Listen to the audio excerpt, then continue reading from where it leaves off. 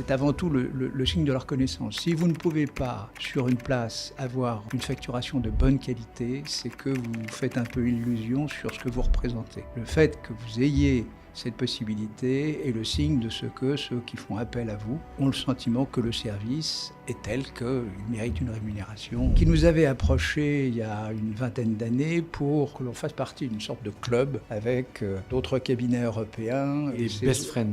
Les best friends, voilà. Donc ça, il y a plus de 25 ans maintenant. Et ça a été très important pour nous parce que ça nous a permis de nous internationaliser considérablement. Ce que l'on privilégie au cabinet, ce qui est fondamental, c'est d'avoir le sentiment de faire partie d'une équipe. Certains iraient jusqu'à dire d'une certaine famille. Alors ne soyons pas non plus trop utopistes, mais globalement, c'est plus une relation financière. Je pense que c'est beaucoup plus. Il y a une estime, une façon de se parler, une volonté de partager. C'est fondamental pour qu'un cabinet puisse travailler dans les meilleures conditions. Mais les affaires pénales sont des affaires qui, dans un certain nombre de cas de figure, sur le plan humain, sont assez lourdes et donc c'est une expérience tout à fait particulière. Alors, vous avez les pénalistes qui font cet exercice de façon permanente. Évidemment, ça n'a pas été mon cas, très loin de là. Mais j'ai eu quelques affaires pénales dans lesquelles, pas forcément les plus médiatiques, mais qui marquent. Bonjour à tous et bienvenue dans ce nouvel épisode du podcast de Libéral. Libéral, c'est un podcast qui est dédié aux professions réglementées du droit et du chiffre. Notre objectif, c'est de vous faire découvrir des personnalités incroyables qui ont de la vision,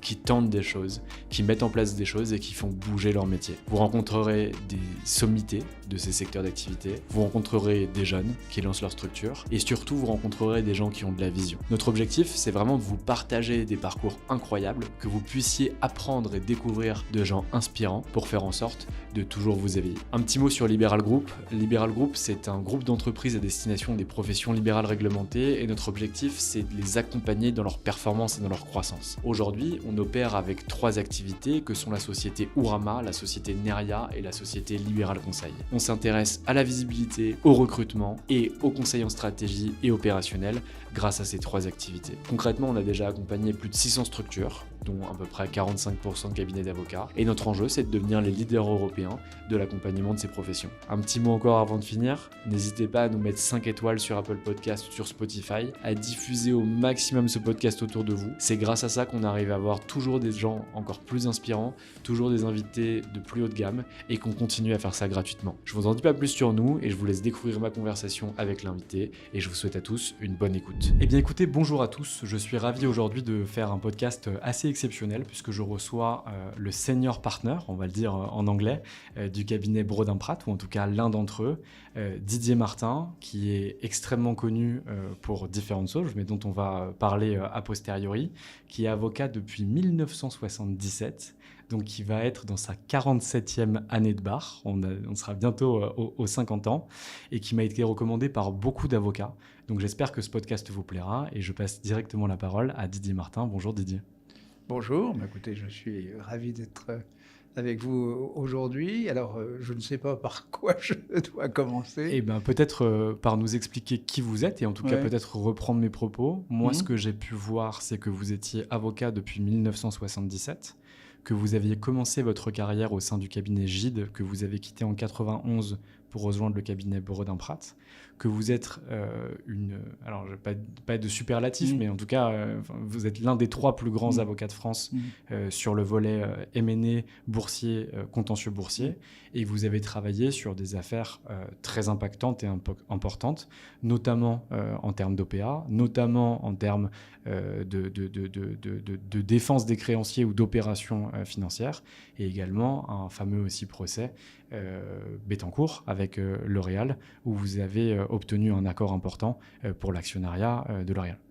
Si je ne raconte pas de bêtises. Oui, alors disons que je reviendrai sur certains de ces points. Peut-être juste une précision, quand j'étais à la faculté, je ne pensais absolument pas devenir avocat. C'était plutôt la carrière universitaire qui m'intéressait.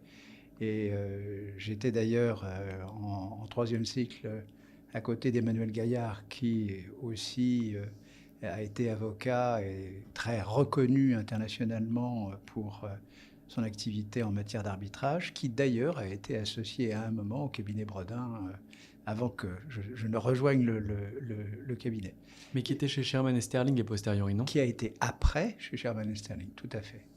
Et la raison pour laquelle tout d'un coup j'ai eu un déclic en ce qui concerne la profession, c'est à la suite d'une visite que j'ai faite de l'un de mes amis qui était jeune collaborateur chez Gide, et j'ai été assez bluffé par l'organisation. C'était déjà, même si le cabinet n'avait pas encore la taille d'aujourd'hui, mais c'était déjà pour la place de Paris le premier cabinet dit d'affaires. Et c'est vrai que pour un jeune, en tout cas un étudiant, sa stature, le nombre de personnes y travaillant est impressionnant parce que c'était complètement décalé de l'avocat traditionnel et c'était en plus très international. Donc, et puis en plus, c'est les plus grandes années, entre guillemets, que vous avez connues, puisque le cabinet Gide, je crois qu'il se dit de notoriété publique qu'il est mort 3 fois et qu'il est rené 3 fois, avec différents associés en interne, différentes choses qui ont pu se passer. Mais lorsque vous partez de ce cabinet, alors je ne dis pas que c'est du fait de votre départ, mais en tout cas, le cabinet, dans les années 2000, a beaucoup de difficultés quand même chez Gide. C'est quoi votre perception du cabinet Gide aujourd'hui ? Alors, je suis parti en 1991, donc les difficultés qui ont eu lieu quelques années après sont évidemment totalement déconnectées de mon départ. Le cabinet Gide, c'est un grand cabinet, ça reste un grand cabinet.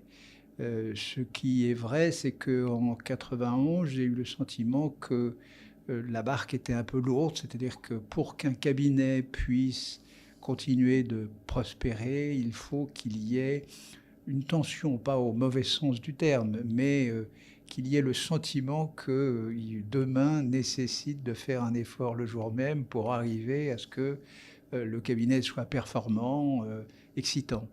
Et l'un des risques possibles lorsque un cabinet dépasse une certaine taille et est couronné de succès, ce qui était le cas de Gide incontestablement, il est toujours d'ailleurs, c'est que les associés, disons, se reposent un peu sur la structure. Ils ne se donnent pas une ambition permanente d'aller chercher le prochain dossier, le prochain client, parce que la marque en tant que telle est une capacité d'attraction forte. Sauf que si trop d'associés sont trop confiants, je dirais, d'une certaine façon, dans cette marque, alors malheureusement la concurrence est vive et dans cette profession, il est bien évidemment avant tout crucial d'être un bon avocat, donc à la fois expert lorsque l'on est conseil et bon avocat contentieux lorsque c'est cette autre pratique.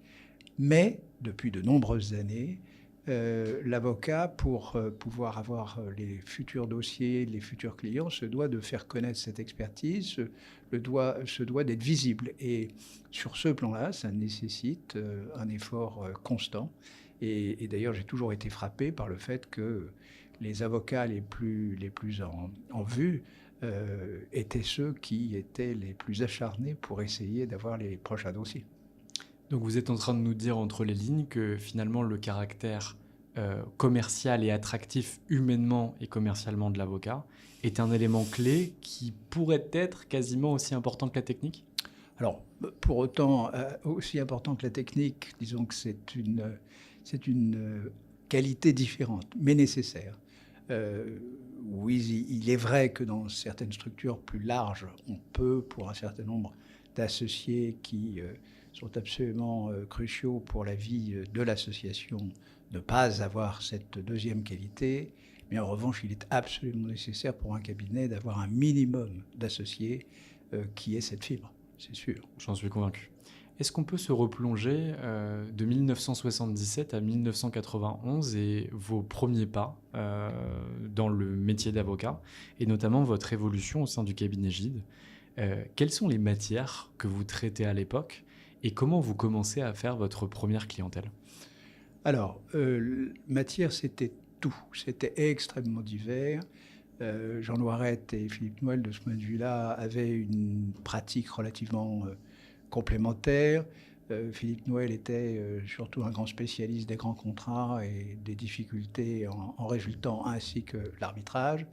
Jean Noiret, je dirais d'une certaine façon, c'était un peu tout le reste. Donc ça allait aussi bien aux grands divorces internationaux, aux contrats pétroliers, aux réformes de droit maritime dans d'autres pays étrangers. Et c'était extrêmement divers. Et donc, du coup, lorsque j'ai commencé à pratiquer au cabinet, j'ai été impliqué aussi bien dans la lutte contre les contrefaçons pour les jeans Levi's ou les parfums, les questions concernant la pollution environnementale, l'affaire du Tanio par exemple, la constitution du plus grand fonds d'indemnisation. Bien sûr, pas Gide qui l'a fait, mais a contribué aux réflexions et aux demandes d'indemnisation. Et donc, cette diversité était permanente. J'ai pas mal travaillé aussi à un moment avec Philippe Noël, où il s'agissait de construction de centrales électriques dans différents pays, avec des entités très souvent sous le contrôle des États concernés. Et donc, ça pouvait être aussi des constructions d'autoroutes, de barrages, et donc forcément des pratiques très différentes. Je me souviens d'ailleurs que pour un contrat avec les pays de l'Est, nous étions allés à Rostock, on avait une équipe de négociation le matin, après on avait une pause, et l'après-midi on en avait une autre. Comme ça, je dirais que les personnes concernées avaient le sentiment qu'on pourrait s'épuiser dans le cadre des négociations. Bon, tout ça pour dire que c'était très divers et également, très rapidement aussi, des dossiers concernant les offres publiques, puisque j'ai dû commencer dès 1978 sur un dossier concernant une offre publique d'une société en France. Et vous êtes vu comme l'un des avocats qui est le créateur, ou en tout cas l'un des premiers à être intervenu sur ces offres publiques. Il y avait notamment le cabinet Darrois, mais de toute façon, vous êtes toujours blanc-bonnet et blonnet blanc avec le cabinet Darrois. Quand l'un est sur un acquéreur, l'autre est sur la cible, ou quand l'un est sur la cible, l'autre est sur l'acquéreur. Donc autant de Fabius, de Minc, de tous ces acteurs-là. Comment ça se passe le droit des OPA? Parce qu'en 78, il n'est pas encore écrit, il n'est pas encore travaillé. Vous contribuez à sa constitution? Alors, je commencerai par la fin. Il nous arrive maintenant d'être côte à côte dans certains dossiers, puisque il arrive de plus en plus souvent que lorsqu'il y a des offres publiques hostiles, plusieurs cabinets peuvent être impliqués, ce qui a été le cas pour la dernière grande offre difficile en France de Veolia sur Suez. En fait, en 78, si je reviens en 78, il y a une décision générale à l'époque de la COP qui est rédigée.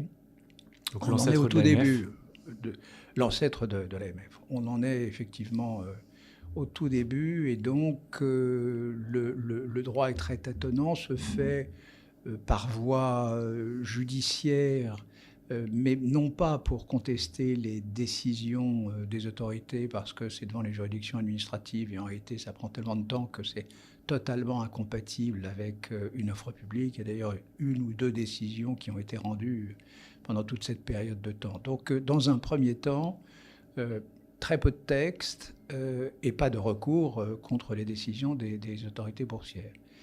Et donc, il y a eu une grande réforme en 88 qui a modifié la donne, qui a donné la possibilité d'avoir un recours contre le Conseil des bourses de valeur ou la COB, puisqu'il y avait encore deux autorités indépendantes qui après ont fusionné pour constituer l'AMF. Et j'ai exercé le premier recours. Et c'est la raison pour laquelle, d'ailleurs, j'ai été, si je puis dire, interdit à la Chambre syndicale des agents de change, qui était à l'époque l'association des professionnels qui gérait le marché à travers, en 88, le Conseil des bourses de valeur. Et du coup, c'est à cette occasion que j'ai rencontré Jean-François Prat. Enfin, non, j'avais eu une autre affaire à peu près en même temps, à l'occasion de ce premier recours. Et puis, effectivement, vous citez le cabinet de Darrois, j'ai rencontré Jean-Michel également à l'occasion d'une offre publique sur la télémécanique en 1988. Et pour en venir donc à la réglementation, Celle-ci s'est faite au fur et à mesure du temps, mais il y a eu ce virage, ou plus exactement cette étape très importante de 88, complétée en 1989 par une loi aussi importante, et parce que les recours étaient devant la Cour d'appel de Paris et qu'elle n'avait aucune expérience antérieure dans un domaine qui était très peu soumis aux juges, c'est vrai qu'à ce moment-là, je me suis dit que ça aurait un grand sens que d'expliciter la règle, que de donner autant d'informations possibles pour que les juges devant statuer dans ces affaires puissent avoir un minimum dès l'origine. Parce qu'il y avait tout de même une jurisprudence qui n'était certes pas forcément directement liée aux offres publiques, mais qui pouvait avoir un certain intérêt. Et puis les textes nouveaux, qui étaient à la fois la loi puis les règlements des différentes autorités boursières, méritaient d'être explicités. Et je me souviens qu'à l'occasion du premier recours, c'était le seul livre, enfin si, il y avait eu un livre rédigé par M. Bézard, qui était un ancien magistrat qui avait été affecté à la COB, à la direction juridique, puis qui était revenu d'ailleurs après, enfin qui est revenu après comme magistrat à la Cour de cassation à un moment. Et donc, le livre le plus actuel, le plus éclairant en termes d'information, eh bien, c'est celui que j'avais co-rédigé avec le secrétaire général de l'ANSA, qui est une association qui regroupe la plupart des grandes entreprises françaises. C'est l'Association nationale des sociétés anonymes, c'est ça ? Exactement. Et du coup, société par action, et du coup... ce qui était amusant, c'est de voir que les 5 magistrats se passaient le livre qui permettait au fur et à mesure d'avoir quelques éléments de référence. Puis après, il était nécessaire de commenter les décisions au fur et à mesure du temps. Et à l'époque, il y avait un petit nombre soit d'universitaires, soit de praticiens qui étaient... en mesure de faire des commentaires parce qu'ils auraient eu cette expérience ou le temps consacré au droit boursier pour le comprendre un peu. Voilà, donc oui, ce droit s'est développé de façon importante à partir de 1988-89, qui sont les lois fondatrices du droit boursier en France. Antérieurement, c'était pour un marché beaucoup plus réduit. Et donc en 91, vous décidez de rejoindre le cabinet Bredin-Pratt. Oui. Est-ce que c'est parce que vous avez rencontré Jean-François Pratt lors des 2 opérations dont vous venez de nous parler, ou c'est pour d'autres raisons ? Alors, première raison, effectivement, parce que je l'ai rencontré à cette occasion. Élément important aussi que j'ai omis de préciser pour la fin des années 80, ce sont les privatisations, qui ont donné bien évidemment l'occasion d'avoir de nombreuses, enfin, en tout cas un certain nombre de grandes sociétés cotées, et donc ça a créé une animation importante. Et chez Gide, avec Jean Loirette, j'ai été très impliqué dans ce processus de privatisation. Donc pour en revenir à mon départ fin 91, oui, c'est... parce que j'avais eu l'occasion de rencontrer Jean-François dans 2 dossiers, dont celui que j'ai mentionné qui correspondait au premier recours, que des discussions ont pu avoir lieu. Et c'est vrai qu'en 91, ce cabinet apparaissait comme assez attirant. Bon, il y avait eu 2 fondateurs particulièrement connus, avec Jean-Denis Bredin et Robert Badinter, mais Badinter n'était plus là. Jean-Denis Bredin l'était. C'était encore une grande figure du barreau. Et Jean-François était le conseil de la Banque Lazare, qui à l'époque était la grande banque d'affaires présente dans toutes les grandes opérations boursières. Donc c'était un cabinet qui était encore un cabinet petit, mais qui était assez attirant par la qualité de ses associés et de ses dossiers. Et en ce qui concerne Gide, eh bien... comme j'avais le sentiment qu'il y avait un peu moins de tension ronronnement. Que j'avais envie d'en découdre, j'ai pris la décision de rejoindre le cabinet Bredin-Pratt. Et alors, quelle était la structure pour que les auditeurs se rendent compte de la taille de Bredin-Pratt en 91 ? Donc là, vous citez les deux associés fondateurs, Jean-Denis Bredin, alors pas fondateur du coup, Jean-François Pratt, mais Badinter était parti, donc deux associés forts. Ouais. Il y avait qui d'autre ? Alors, il y avait Robert Saint-Estébin, qui était un associé grand spécialiste du droit de la concurrence, qu'il avait développé, parce que là encore, lui, il avait connu ce droit à ses débuts. C'était un ancien assistant de Goldman qui avait pas mal écrit sur le droit européen. Et donc, Robert Saint-Estébin était initialement un inspecteur des impôts et s'était mis au droit. Je me souviens d'ailleurs très bien de lui parce que quand j'ai passé le CAPA, il y avait dans les séances obligatoires de travaux dirigés des cours qui étaient assurés par un très bon chargé de TD d'ailleurs, et Robert, que je ne connaissais pas, intervenait régulièrement. Il était sensiblement plus âgé que les autres et posait souvent des questions auxquelles le chargé de TD était incapable de répondre, parce que, ou à tout le moins, envisageait plusieurs hypothèses, parce que Robert avait un esprit particulièrement pointu, très analytique, un très gros travailleur. Et donc, parmi les associés qui étaient déjà au sein du cabinet, il y avait Robert depuis un certain nombre d'années. Évidemment, d'autres de très grande qualité aussi, mais il se trouve que dans le même temps, il y avait un certain nombre d'avocats américains qui rejoignaient le cabinet pour pouvoir être intégrés dans un ensemble fusionné en 1992, donc je suis arrivé juste avant. Et donc, alors, juste avant que ce cabinet ou ces avocats ne rejoignent Bredin-Pratt, il y avait moins de 20, 15, je ne sais plus, je ne peux pas vous dire exactement quel était le chiffre, mais en tout cas pas beaucoup. Contre les 200 à peu près Alors non, peut-être pas 200. 180 Chez Gide Non, chez Bredin actuellement. Ah, Bredin actuellement, on est 230. 230. Ouais. Oui, non, depuis effectivement. Vous avez bien grandi. Grandi, tout à fait. Bien que ce ne soit pas du tout un objectif en tant que tel, mais il se trouve que ça... Il y a quand même eu des décisions stratégiques qui ont été prises, parce que vous étiez, entre guillemets, en termes de même taille de structure que le cabinet Darrois, oui. Et vous avez choisi d'aller chercher ce que j'appelle moi du leverage, un niveau de levier par rapport aux collaborateurs qui est plus important que le cabinet Darrois. Et je vous attends sur cette question en tant que senior partner. Quelle a été la décision stratégique que vous avez prise ? Mais on la laisse pour plus tard. D'accord. Oui. Non, juste un point. Oui. Ce n'est pas tellement une question de levier, c'est plutôt d'avoir plus d'associés dans différentes pratiques. D'accord. Par exemple, chez Darrois aujourd'hui, je pense qu'il doit y avoir 1 ou 2 associés en fiscalité.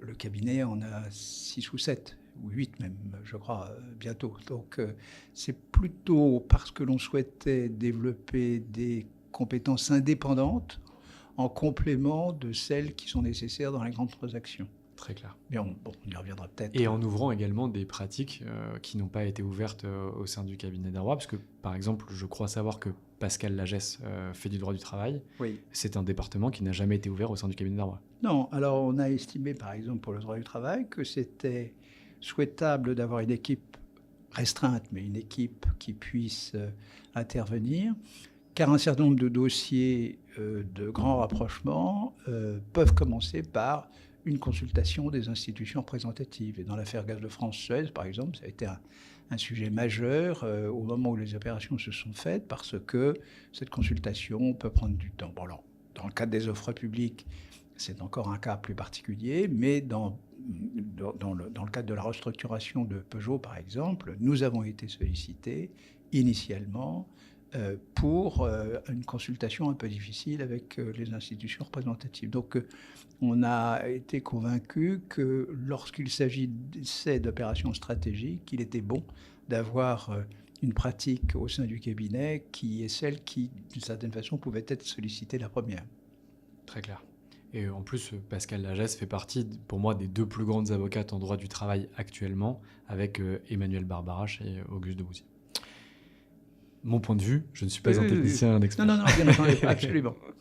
Donc, de 91 à 2025, année actuelle, il se passe 34 ans. 34 ans durant lesquels vous restez fidèle à la structure, vous allez œuvrer pour sa structuration et vous allez être un pilier très important du développement du cabinet de Bredin. C'est pas vous qui me l'avez dit, c'est d'autres avocats qui ont pu me le dire, ou même certains de vos clients avec lesquels j'ai pu discuter, dont on taira évidemment les noms. Est-ce que vous pourriez m'expliquer ce qui s'est passé en 34 ans chez Bredin? Vous avez 5 minutes.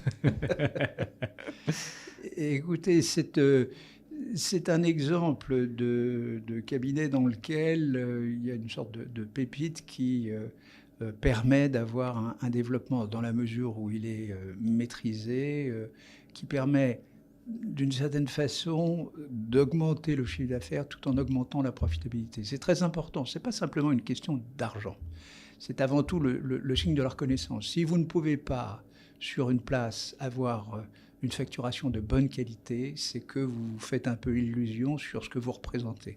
Le fait que vous ayez cette possibilité est le signe de ce que ceux qui font appel à vous ont le sentiment que le service est tel qu'il mérite une rémunération, si ce n'est particulière, en tout cas de haut de tableau par rapport au marché. Ce qui est très important pour le développement d'un cabinet, c'est non pas sa précipitation, parce qu'on peut être très nombreux assez rapidement, comme certains ont pu le faire, c'est de le faire progressivement et avec une certaine logique. La logique était d'avoir en complément des pratiques initiales du cabinet, des pratiques complémentaires qui permettaient d'avoir dans les grandes opérations stratégiques les différentes compétences qui étaient nécessaires. Et donc, par exemple, lorsque l'on a demandé à Renaud Streichenberger de venir avec son équipe pour l'équipe fiscale, il était logique qu'en matière de fusion-acquisition, on puisse avoir une compétence interne fiscale. Et les autres compétences sont venues avec ce même état d'esprit. Mais comme je le disais il y a 5 minutes, ce qui nous a paru très important aussi, c'est que les associés qui avaient ces pratiques complémentaires soient particulièrement reconnus aussi sur leur marché, parce que cela permettait de pouvoir venir avec ces pratiques additionnelles sans que cela ne pose de difficultés avec les sociétés qui faisaient appel au cabinet pour son activité M&A, dans la mesure où, s'ils se renseignaient ou s'ils étaient eux-mêmes renseignés, ils pouvaient se dire que les autres professionnels qui intervenaient dans d'autres pratiques pouvaient aider efficacement parce que reconnus dans leur renommée professionnelle. Donc, et ce qui est extrêmement intéressant aussi par là, c'est qu'il y a un support qui soit d'une grande qualité, que d'ailleurs je pense chez vous on ne définit pas comme un support M&A, mais qui en plus soit générateur de chiffre d'affaires et apporteur d'affaires pour le M&A, comme ce que vous évoquiez avec Pascal Lagesse sur le cas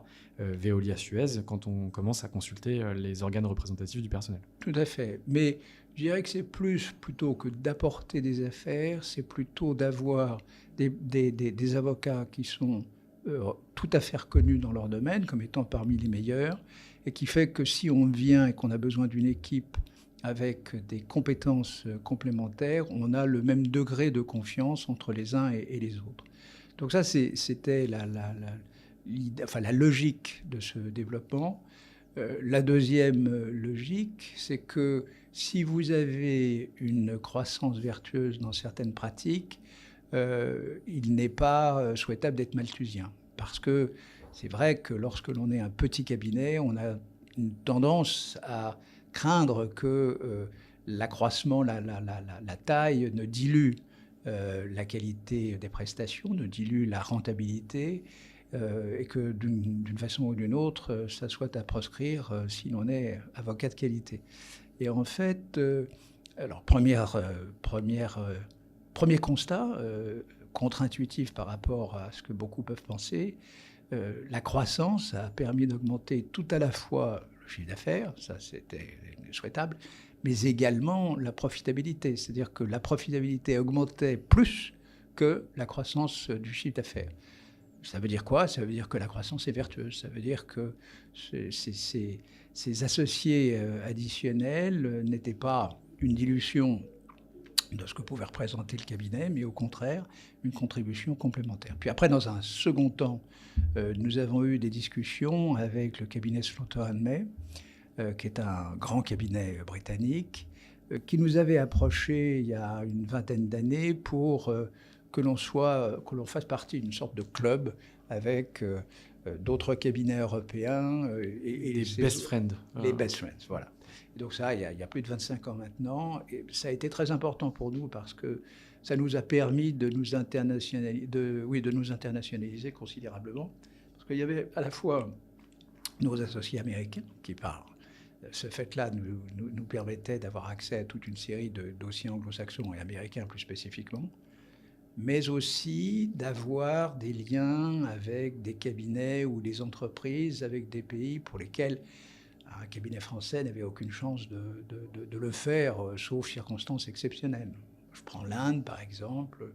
Eh bien, grâce à Slaughter & May, on a pu être présenté aux grands cabinets indiens, aux grandes institutions comme Tata ou d'autres, et de même dans toute une série de dossiers, dans toute une série de pays, par exemple, la Chine ou d'autres. Et donc, ça nous a permis d'avoir un maillage avec toute une série de cabinets pour lesquels Brodin-Pratt seul aurait été incapable de créer ces liens de confiance et ces liens qui existent maintenant depuis pas mal d'années. Et comme le cabinet Slaughter avait un bureau à Paris et qu'ils avaient décidé de le fermer, on a pu reprendre une partie des équipes, simplement, mais une partie tout de même, et ce qui a fait que, si je puis dire, les relations entre les uns et les autres n'avaient pas d'aspérité particulière. Alors, ce sont des relations tout à fait spécifiques, en ce qu'il n'y a jamais eu le moindre document écrit.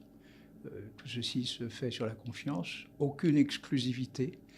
Et donc, chacun a l'occasion, pour des raisons spécifiques, de pouvoir travailler avec tel ou tel autre cabinet. D'ailleurs, avec les conflits d'intérêts, très souvent, lorsque vous êtes conseil d'une grande entreprise et qu'il y a une autre grande entreprise dans un des pays européens et qu'il y a un best friends, clairement, le risque de conflit d'intérêts existe et donc il faut bien connaître d'autres cabinets.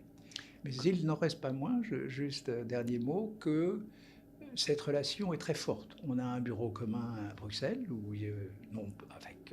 en indépendance, mais c'est tout de même un bureau commun. Et j'essayais d'établir le nombre des réunions qu'on peut avoir chaque année. C'est probablement entre 60 et 70. Alors, j'intègre dans ces réunions des matchs de football de collaborateurs. Donc ça. Mais bon, je dirais c'est très, même très de divers. Sisyfoot. Voilà, même le Sisyfoot, tout à fait. Très sympa, d'accord. Et concrètement, vous parliez des problématiques de conflit qu'il pouvait y avoir par rapport au Conflict Check auquel vous êtes soumis en termes de conflit d'intérêts.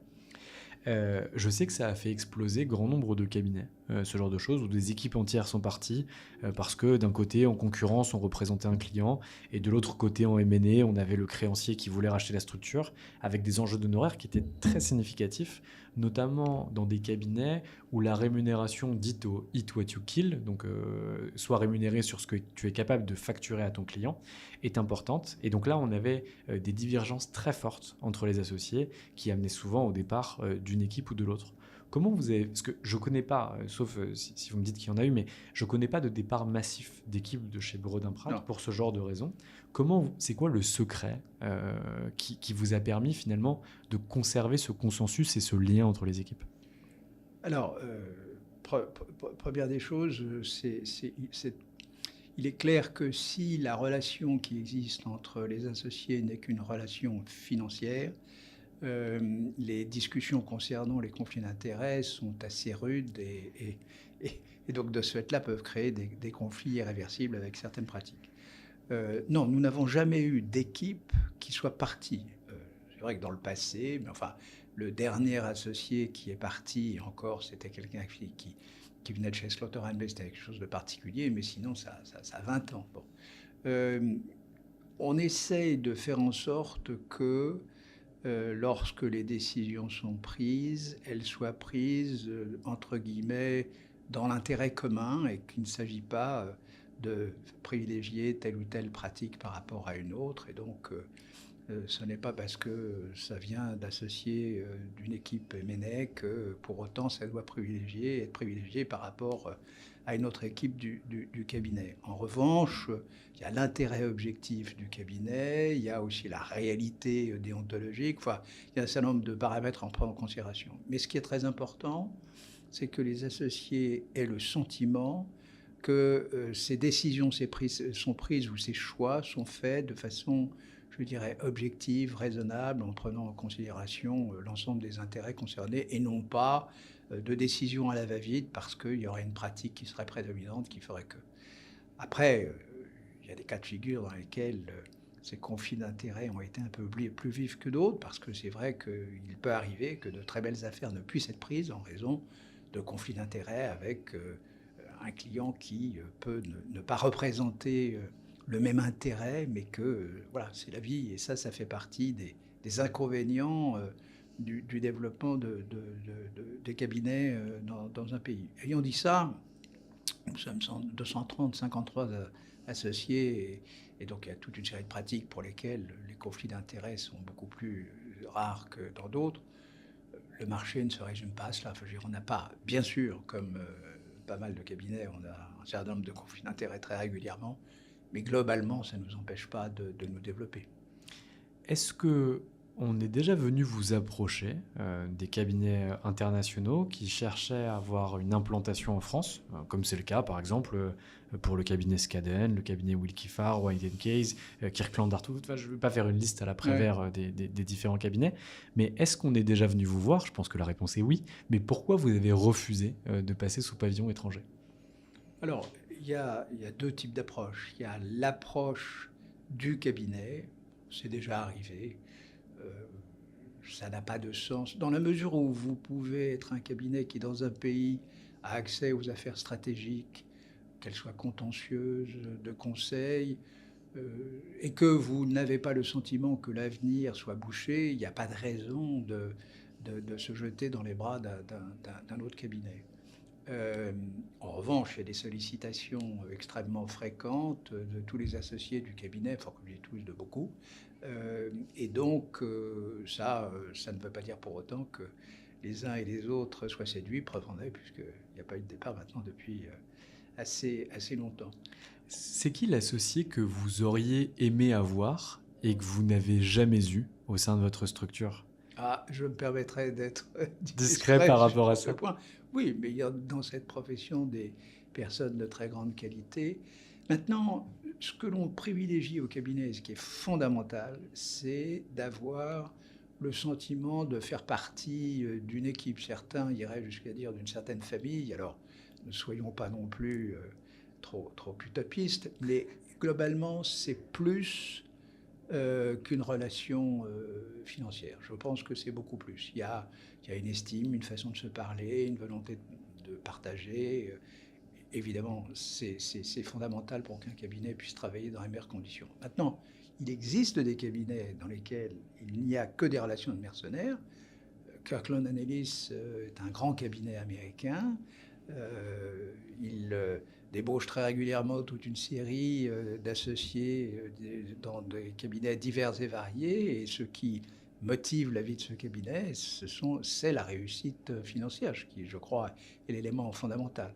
Donc ça peut exister, mais en tout cas, ce n'est pas le modèle que l'on a choisi. Et je crois que les associés du cabinet sont très attachés à cette spécificité. Il y a un bruit de marché qui se fait de plus en plus fort aujourd'hui, notamment depuis janvier 2025, qui dirait que les cabinets américains sont en train de rapatrier leurs équipes, leurs capitaux, le flux de dossiers vers chez eux. Dit autrement, que les cabinets américains sont en train de partir du territoire pour se reconcentrer dans des zones économiques plus importante que celle que Paris. Est-ce que vous avez ce même écho? Est-ce que c'est quelque chose que vous voyez? Alors, ça, je n'en avais pas écho. J'ai du mal à m'en convaincre. Je ne dis pas que pour autant ça ne puisse pas venir un jour. Autant la Chine, oui, très clairement, pour différentes raisons. Les cabinets américains ont, au fur et à mesure du temps, réduit ou même fermé leurs bureaux en Chine. En Europe ou en France plus particulièrement, on a même un phénomène un petit peu inverse, puisque deux cabinets récents, qui sont deux grands cabinets très actifs en private equity, que sont Robson Gray et Kirkland & Ellis, se sont développés, ont décidé d'ouvrir un bureau à Paris, et il y en a d'autres. Alors il y a toujours eu à Paris des ouvertures nouvelles, mais je n'étais pas au courant de cette rumeur, mais par exemple, il y a une activité d'arbitrage international qui est à Paris. Je ne vois pas pourquoi les cabinets qui sont assez forts en matière d'arbitrage partiraient de Paris, alors que ça reste la première place au monde, même s'il y a une concurrence maintenant plus vive avec toute une série de centres régionaux. Il n'en reste pas moins que Paris reste une très grande place de ce point de vue-là. Et globalement, même si on peut avoir toute une série d'inquiétudes pour l'avenir, il n'en reste pas moins qu'aujourd'hui, les fonds de private equity, certes, ne procèdent pas à des opérations gigantesques comme aux États-Unis, mais sont encore assez actifs en France. Et puis, vous avez ce qu'on appelle le CAC 40 ou le SBF 120, qui sont des activités, qui sont des sociétés avec des activités assez internationales qui intéressent d'une façon ou d'une autre ces cabinets américains. Donc non, je n'ai pas entendu parler de cette rumeur. Vous parliez du private equity dans votre dernière phrase. C'est une pratique que vous avez souhaité développer au sein de votre cabinet, qui par exemple n'a pas été le cas au sein du cabinet Darrois. Pourquoi ? Alors parce que le private equity est un acteur maintenant très important dans le marché du M&A, enfin des fusions-acquisitions. Donc il est dommage de ne pas avoir une pratique avec ces acteurs. En revanche, c'est compliqué parce que les grands acteurs sont des acteurs américains qui ont leur propre cabinet, qui les suivent partout dans le monde. Donc trouver une place avec un grand acteur qui est très proche d'un cabinet américain, c'est très difficile. Mais ce n'est pas impossible.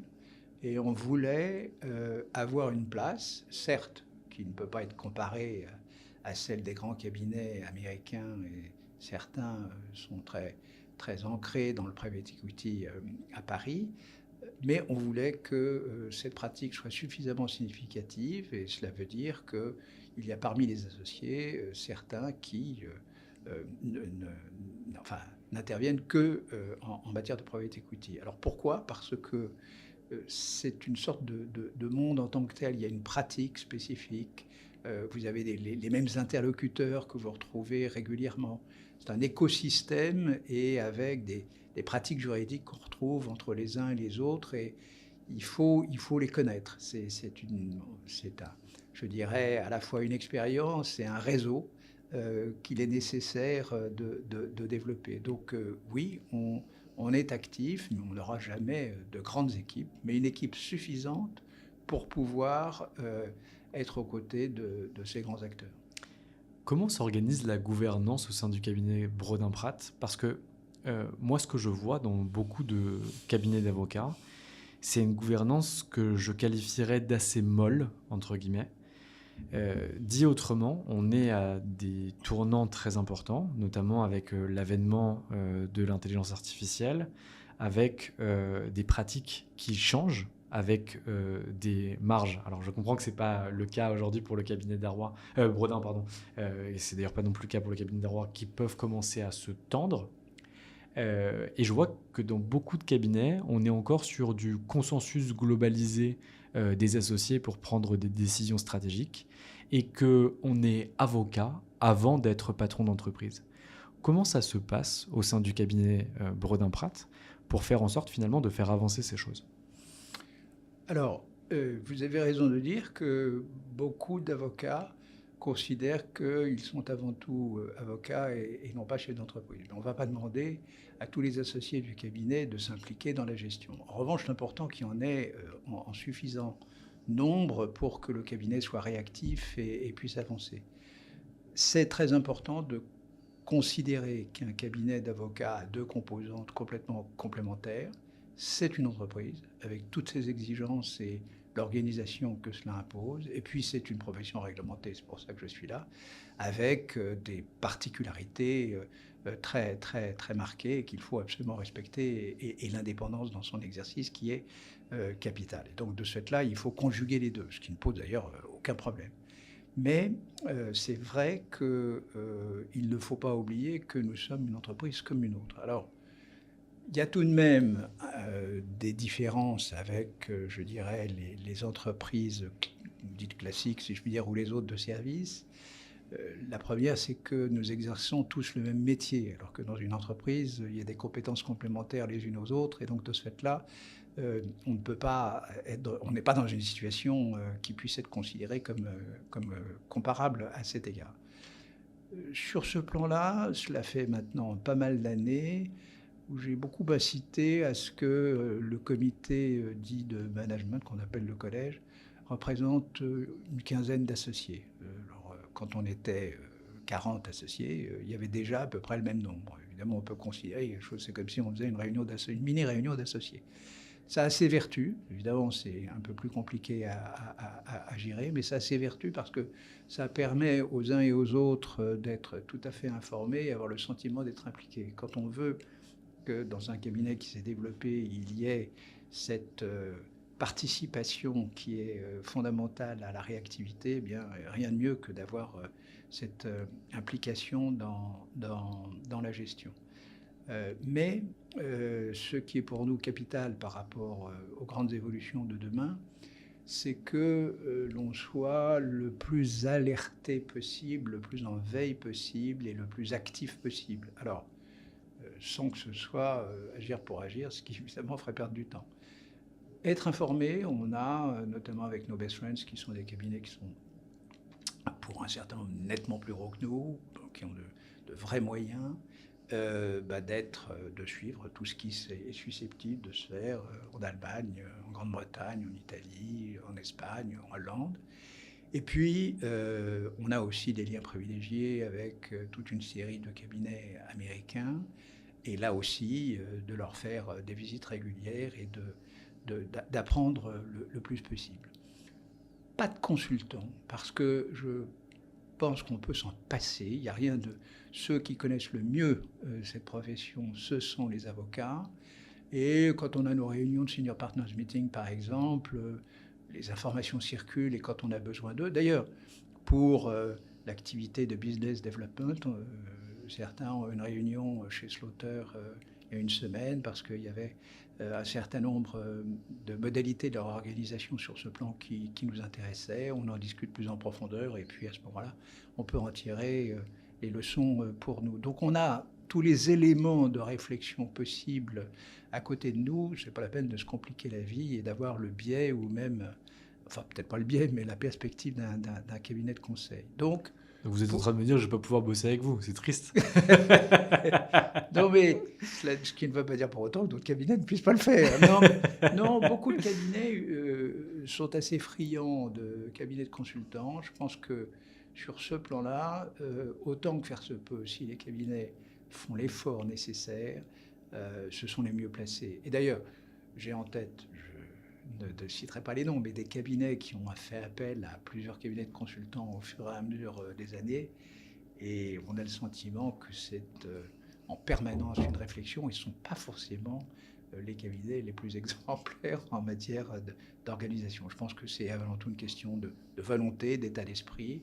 Et puis le dernier point, donc, sur l'action, eh bien, évidemment, l'intelligence artificielle est dans l'esprit des uns et des autres, donc il faut être au courant de tout ce qui se passe. Et puis, il faut que les uns et les autres puissent utiliser cet outil, qui pour l'instant n'est pas un outil révolutionnaire, mais qui est un outil efficace.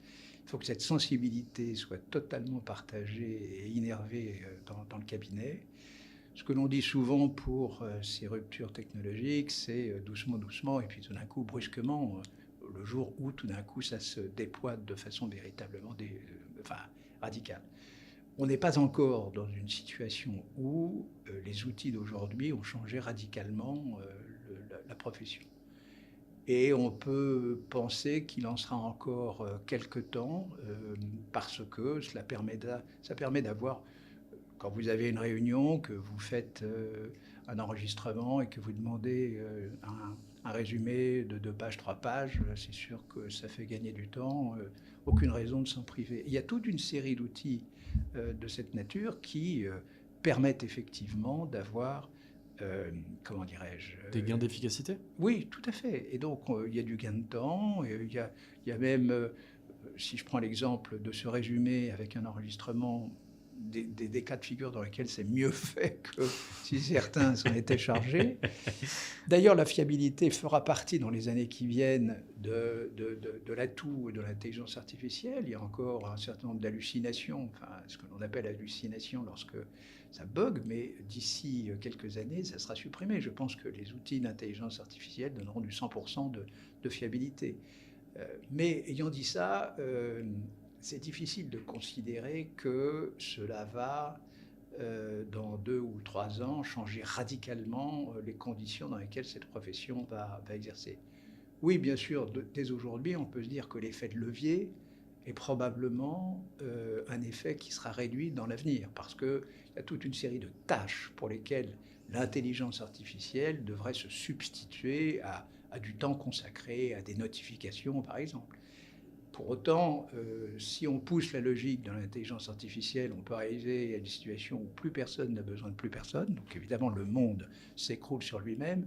Et on voit bien que cette logique ne peut pas aller jusqu'à la radicalisation complète que certains peuvent avoir en tête. En revanche, il y aura probablement à l'avenir, le jour où la mathématique quantique sera complètement exploitable pour l'intelligence artificielle, avec une intelligence artificielle qui elle-même aura progressé, à un moment où, oui, il y aura des modifications profondes. Mais pour l'instant, on n'est pas dans un horizon de temps tel qu'il faille changer. De toute façon, d'ailleurs, changer, pourquoi ? Comment ? En fait, ce qu'il faut, c'est avoir l'information le plus tôt possible pour réagir le plus tôt possible, mais dire je vais investir. Maintenant, il y a énormément d'effets d'annonce.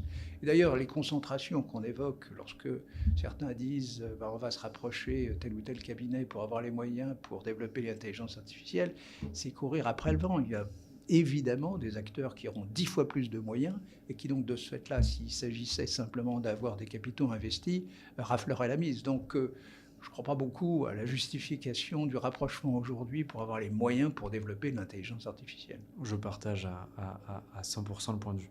Mais vous-même, au sein du cabinet, vous vous êtes équipé. Je ne crois pas trahir de secret en disant que vous avez pris une trentaine ou une quarantaine d'abonnements pour l'IA juridique de Lefebvre Dalloz, génial. Vous avez dû en prendre aussi chez Doctrine, Flow et peut-être Legora ou Harvey. Vous les avez testés à titre personnel ou pas ? Non, on a plusieurs fers au feu. On a une licence Harvey qui est un des grands du secteur. C'est complètement généralisé au cabinet. On a des pilotes avec différents acteurs. On a arrêté d'ailleurs celui avec Microsoft parce que ils n'étaient pas adaptés. Ils n'étaient pas bons. Ils le seront probablement un jour, hein, mais jusqu'à maintenant, c'est pas leur truc. Et puis avec des startups aussi qu'on nous avait recommandées. Donc non, on a 100% des collaborateurs. Après, vous avez des produits différents. En fonction des usages, des matières, etc. Oui, absolument. Le contentieux pénal, avec les milliers de pages, aura des outils différents des autres. Et donc, non, on est totalement équipé, avec une fois de plus des pilotes divers et variés pour tester. Mais pour autant, ça n'a pas changé notre façon de travailler. Ça a fait gagner du temps. Je vous donne un exemple. Dans un contentieux, il y avait 2000 contrats de chauffeurs de VTC. Et la question était de savoir, dans ces contrats, ce que l'on pouvait considérer comme relevant du droit du travail, comme salarié, ou au contraire, travailleur indépendant. Puis il y avait un certain nombre de critères que l'on pouvait mettre avec cet outil, qui a permis, en quelques secondes, une fois que les critères étaient bien définis, de faire le tri entre les uns et les autres, les salariés et les non-salariés. Donc il y a toute une série d'utilisations maintenant banalisées. Évidemment, il faut le faire. Sur du travail en fait besogneux, à faible valeur ajoutée, à partir du moment où un cerveau humain avec de l'expérience est en capacité de fixer les critères pour pouvoir vérifier. Oui, mais il faut aussi se dire qu'il faut aller au-delà de la première réaction de bon sens. Je prends l'exemple des investigations pour lesquelles on peut se dire, vous avez des millions, parce que ce sont des millions de mails, on va pouvoir les trier par l'intelligence artificielle et donc on va pouvoir faire le tri. oui, vous pouvez faire un premier tri. Vous pouvez faire un deuxième tri. Puis il y a un moment où vous êtes obligé d'avoir des avocats qui regardent les documents concernés. Alors, nous, on le fait assez peu, mais c'est simplement pour donner un exemple dans lequel on peut se dire l'intelligence artificielle devrait tout régler. Ben non, parce que ça permet de gagner beaucoup de temps, ça permet de faire plusieurs tris et de limiter le nombre de documents à revoir, mais il y en a encore. Bon, voilà, tout ça pour dire que il est difficile aujourd'hui de savoir exactement quel sera le rythme. La seule obligation, c'est une information permanente et puis une réactivité, mais pas non plus aller perdre du temps inutilement. Si on se concentre un petit peu sur vos collaborateurs, et notamment le passage du statut de collaborateur au statut d'associé, c'est un mythe pour beaucoup de collaborateurs de comment est-ce qu'on devient associé au sein d'un cabinet, et je pense que c'est aussi le cas pour le cabinet Brodin-Pratt. Est-ce qu'en interne, vous avez ce qu'on qualifie dans le monde anglo-saxon de partner track ou de parcours d'associé? Est-ce qu'il est nécessaire de générer un chiffre d'affaires minimum pour pouvoir devenir associé? Et quand on est associé au sein du cabinet Brodin-Pratt, en première année, combien on gagne?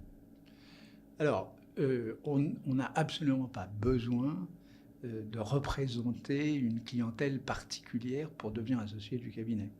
En fait, le choix se fait sur une personnalité que l'on considère comme pouvant parfaitement s'accorder avec les autres associés, avoir les qualités d'un associé, c'est-à-dire de pouvoir porter sur ses épaules les grands dossiers du cabinet, que ce soit en accompagnement avec d'autres associés ou tout simplement en tant qu'associé leader. Et dès l'association, il faut intégrer cet objectif. Donc, il ne s'agit pas d'avoir des dossiers qui peuvent vous être attribués ou considérer que c'est vous qui avez été celui qui a attiré ces dossiers. D'ailleurs, les collaborateurs au sein du cabinet, quand ils deviennent associés, c'est très rare que sur leur tête, il y ait des dossiers récurrents, importants, qui soient déterminants.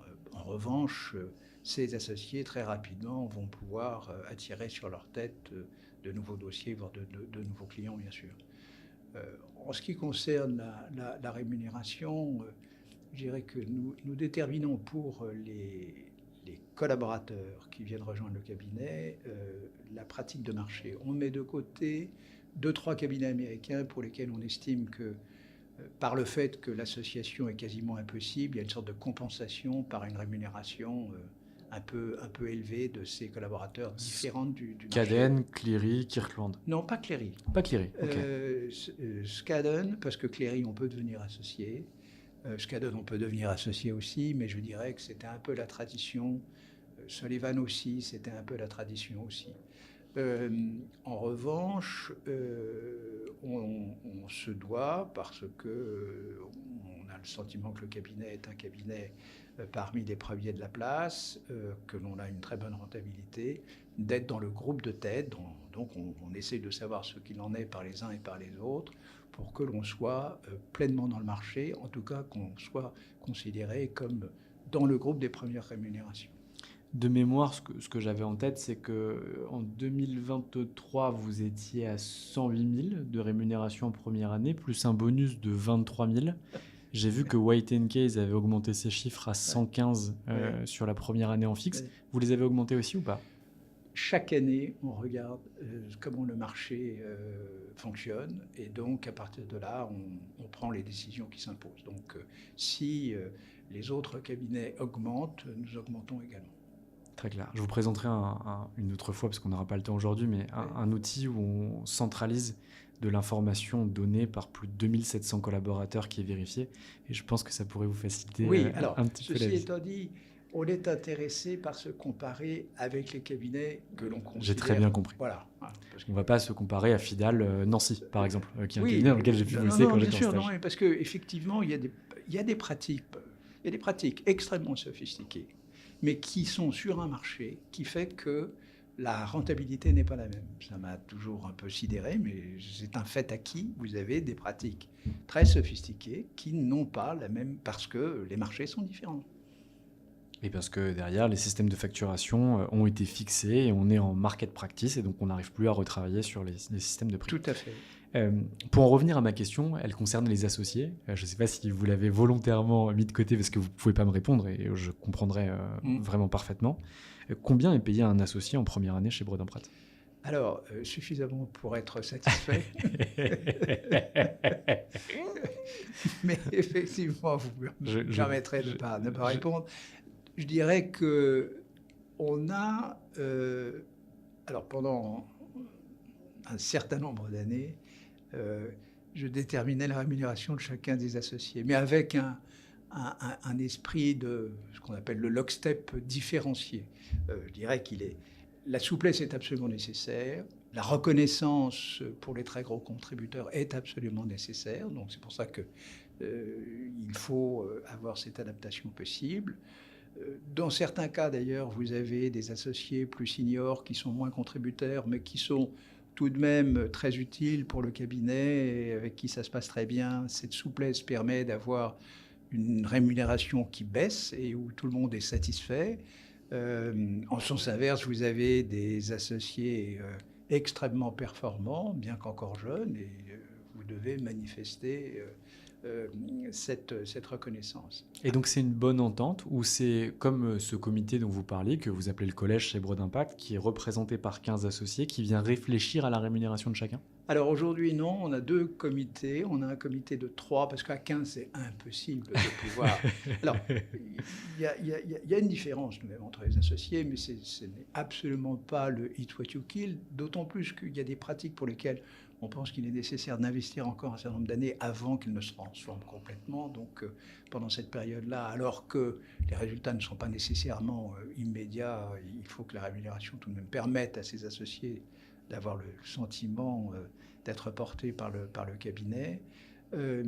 Donc, non, il y a un premier comité de 3 et un autre comité de 5, bientôt 6. Donc le premier établit un projet, d'ailleurs j'en discute parce que j'ai eu quelques expériences pendant pas mal d'années. Vous y êtes encore ou pas du tout ? Pardon ? Vous y êtes encore ou pas du tout ? Non. D'accord. Non, vous avez fini de répartir les chèques du cabinet. Non, je donne un sentiment, mais je ne refais pas cet exercice.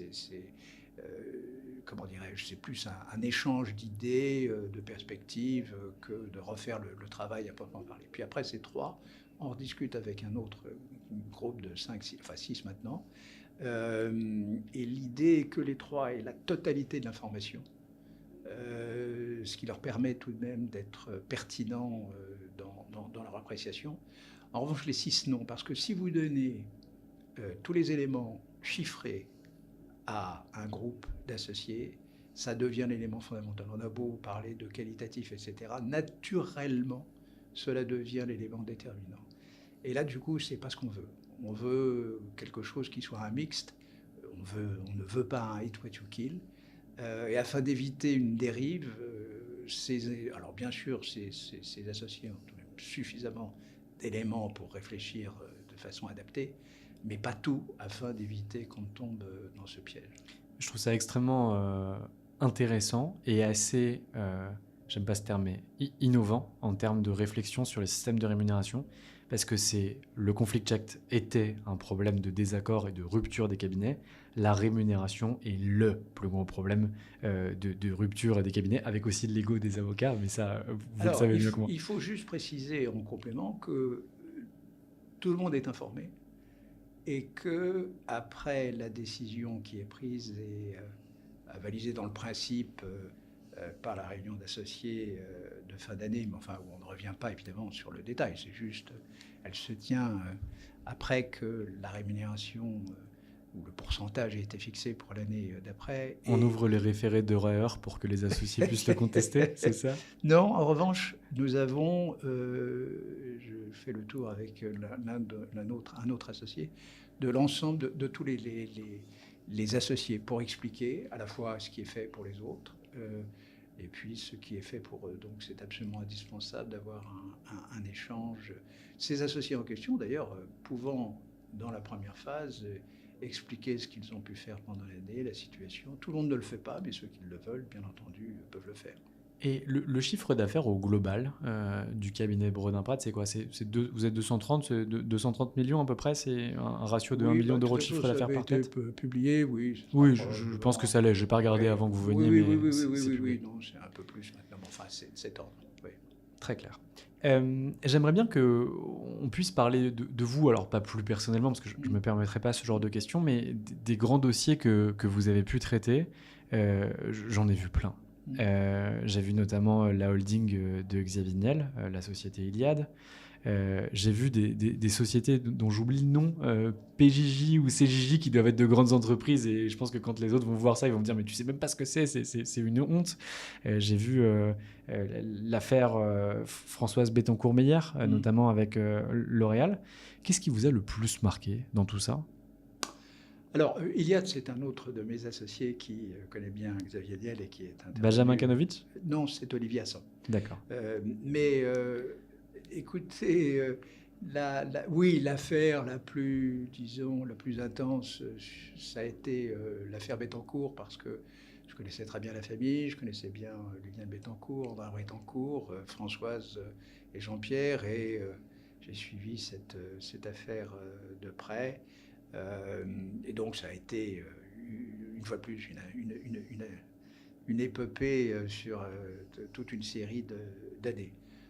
Après, il y a les grandes offres publiques qui sont des moments parfois intenses pendant plusieurs mois. L'affaire de la télémécanique, qui a été une offre publique assez mouvementée avec pas mal de contentieux, a été une affaire très, très, très importante. L'affaire Perrier aussi, c'était une affaire où il y avait toute une série de contentieux. Donc je dirais qu'il y a un premier groupe d'affaires, de l'affaire de la Société Générale, ou à l'époque de Bérégovoy, avec la tentative de prise de contrôle, dans lesquelles d'ex-collaborateurs de Bérégovoy étaient impliqués, enfin quand je dis impliqués, souhaitaient faire partie de ceux qui voulaient prendre le contrôle, ainsi que d'autres chefs d'industrie. Donc il y a ce premier groupe d'affaires qui évidemment marque, parce que ce sont à la fois des réunions quotidiennes, ça peut être avec le conseil d'administration ou l'équipe de direction, toujours assez intense, et puis dans un certain nombre de cas de figure, beaucoup de contentieux.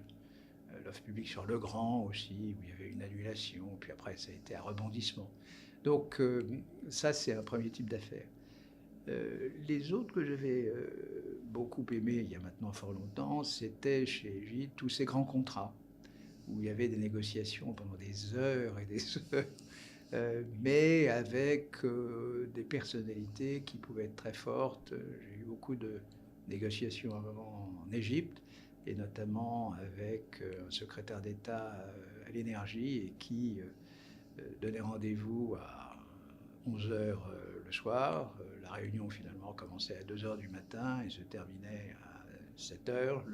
Et des hauts fonctionnaires, ce qui était son cas, très engagés et assez impressionnant de comment dirais-je, de ténacité. Et dans ces pays, ça se singularisait parce qu'ils tenaient leur ministère de main de fer. Voilà. Et donc, il y a eu toute une série de grands contrats, pas simplement en Égypte, qui m'ont marqué, parce que des négociations assez intenses. Et puis, bon, il y a le dernier point, il y a quelques affaires au pénal. Le pénal est alors, Françoise Bettencourt, c'était le cas, mais je n'étais pas en première ligne pour différentes raisons, mais évidemment au grand soutien de la famille. Mais les affaires pénales sont des affaires qui, dans un certain nombre de cas de figure, sur le plan humain, sont assez lourdes, et donc c'est une expérience tout à fait particulière. Alors, vous avez les pénalistes qui ont cet exercice de façon permanente. Évidemment, ça n'a pas été mon cas, très loin de là. Mais j'ai eu quelques affaires pénales dans lesquelles, pas forcément les plus médiatiques, mais qui marquent. Et donc, de ce point de vue-là, c'est une profession qui probablement sera plus difficile, et déjà beaucoup plus difficile à exercer, c'est-à-dire une activité dans laquelle vous passez du droit pénal au droit des offres publiques ou à d'autres branches du droit qui n'ont rien à voir. Oui, bien sûr, vous pouvez le faire dans des cabinets plus petits, mais ce ne sont pas forcément à ce moment-là des affaires avec la même ampleur, mais qui peuvent être évidemment passionnantes, ça ne dépend pas de la taille. Mais pour en venir donc à cette pratique, elle était très diverse, c'est beaucoup plus compliqué aujourd'hui, ça c'est malheureusement un peu dommage. Et est-ce qu'il y a des clients que vous avez refusés ou des gens avec qui vous vous êtes dit je ne peux pas travailler pour des raisons qui sont des raisons personnelles? Parce qu'il y a beaucoup d'auditeurs, je pense, qui doivent se demander un petit peu, alors, qui sont vos clients? Pas nommément, c'est pas ça qui nous intéresse. Vous êtes soumis au secret, vous parlez uniquement des affaires publiques, et on le comprend bien. Mais on sait, par exemple, que certains avocats vont être les avocats de telle ou telle entreprise. Je pense à Olivier Diaz, c'est celui qui s'occupe des opérations large cap de Pernod. Je prends Jean-Michel Darrois, c'est celui qui a accompagné la famille Bouygues et la famille Pinault. Bernard Arnault sur ses volets pénal ainsi que Bolloré, ça va être Lombard, Baratelli qui vont être sur le dossier. Vous, c'est qui? Alors, parmi les noms que vous avez cités, on est présent assez régulièrement. Je sais que vous êtes présent, je vous taquine volontairement. Écoutez, ce sont nos clients, ce sont les grandes entreprises et les grands family office. Je pense que sur les 10 premiers, on doit intervenir dans 60 ou 70% des cas. Hein. Donc, alors ça peut être pour des questions fiscales, ça peut être pour des raisons de diversification et d'investissement différents des grandes entreprises dans lesquelles ces family office peuvent être actionnaires. Alors, mais pour en revenir au début de votre question, vous avez il m'est arrivé. Alors, on a refusé des clients, ça bien entendu. Ça arrive, c'est pas fréquent, mais clairement, oui, on ne répond pas positivement parce qu'on a le sentiment qu'il ne faut pas faire, ça c'est sûr. Maintenant, il m'est arrivé effectivement d'esquiver, de ne pas travailler avec tel ou tel parce que la personnalité du dirigeant en question était telle que je savais que je ne pourrais pas supporter, quoi. Mais c'est très rare, hein. Ça peut arriver, hein, mais c'est finalement assez rare. Je suppose que j'aurais pas de nom non plus. Didier, je vous ai pris suffisamment de temps et je sais que vous avez un rendez-vous important vers 17h30. Votre assistante m'a bien appelé pour que je vous laisse à l'heure. Donc je vais essayer de faire le nécessaire. J'ai une dernière demande à vous passer que vous allez peut-être trouver saugrenue.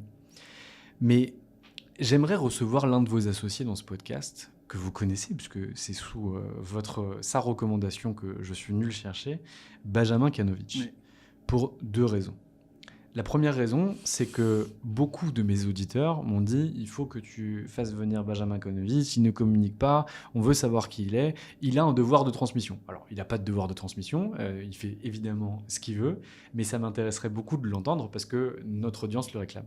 Et la deuxième raison, c'est parce qu'un collaborateur d'un très célèbre cabinet, de la trempe du cabinet Bredin-Pratt, m'a dit qu'il m'inviterait une semaine au ski à Noël si je recevais Benjamin Kanovitch.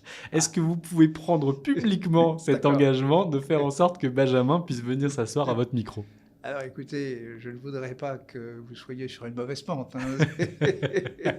Donc ça sera peut-être difficile. Écoutez, en tout cas, je le transmettrai. Je vous remercie, c'est très sympa. Je vous remercie de vous être prêté à l'exercice. J'ai passé un très bon moment avec vous et j'espère que c'était réciproque. Écoutez, réciproque, bien sûr, tout à fait. C'était un grand plaisir. Merci beaucoup Didier, passez une belle journée. Merci.